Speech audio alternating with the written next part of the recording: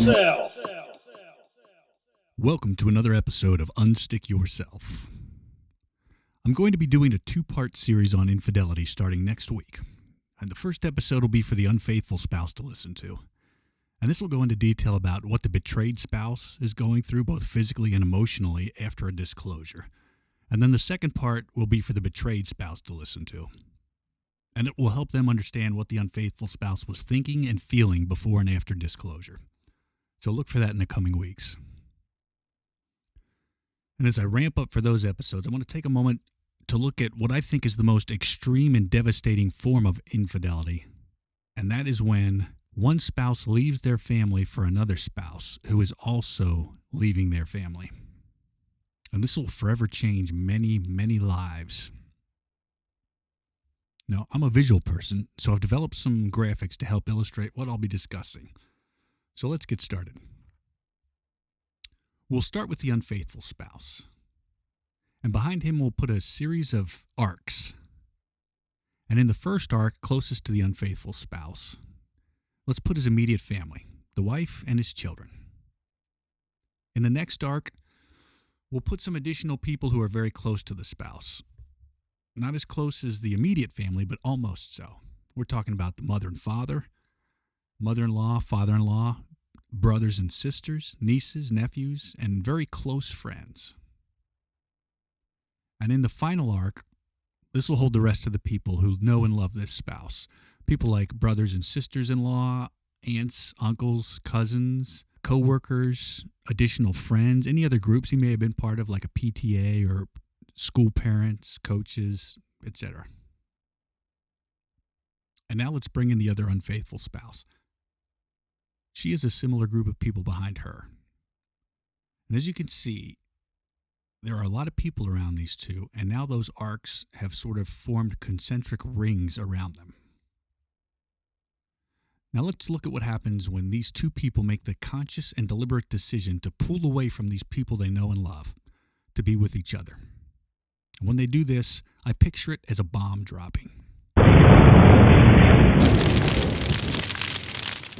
As the bomb drops, there's a concussion wave which spreads out from ground zero. Those in the first arc, in other words, those closest to the spouse and therefore closest to ground zero, receive the most damage from the explosion. You have a spouse who is suddenly grieving the loss of their marriage. You have a spouse who is suddenly dealing with betrayal like they have never known, dealing with a foundation of trust which has been shattered, dealing with anger that they did not know they had inside them.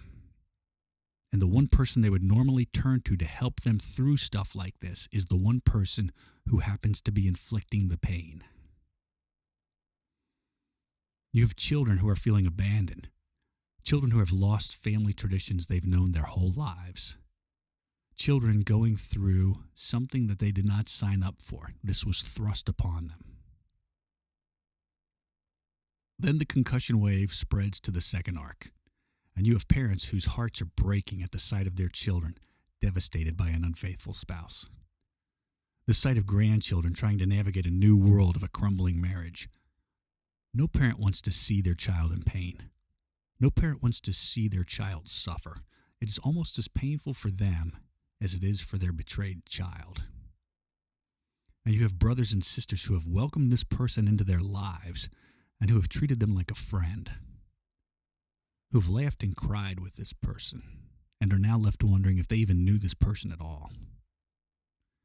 And you have close friends who have spent many nights with you, who have shared dinners with you, have shared drinks with you, gone to parties, celebrated all the greatest accomplishments of your life. Your kids and their kids have grown up together. And now this history is wiped out. Good memories tainted because the person who shared those memories left in the worst way possible. And then the third arc gets hit. And while they don't feel it as bad as the first two, the disbelief is very palpable. There's that quick hit in the stomach as their view of the unfaithful spouse is changed forever. And in the center of it all stand two people. Two people whose actions are the epitome of selfishness. Two people who have made the decision that their own happiness supersedes any potential devastation caused by their actions. Two people who have left those around them in various degrees of shock and trauma, seemingly without remorse. Two people who, while engaged in this blind embrace of passion, left everyone who ever loved them burning in the aftermath. It is reprehensible. It is deplorable. It is morally bankrupt. It is indefensible, and it is unforgivable.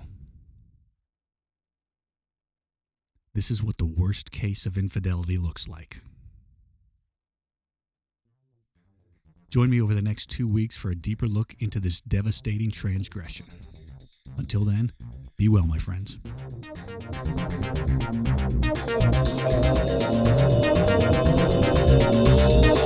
Unstick yourself!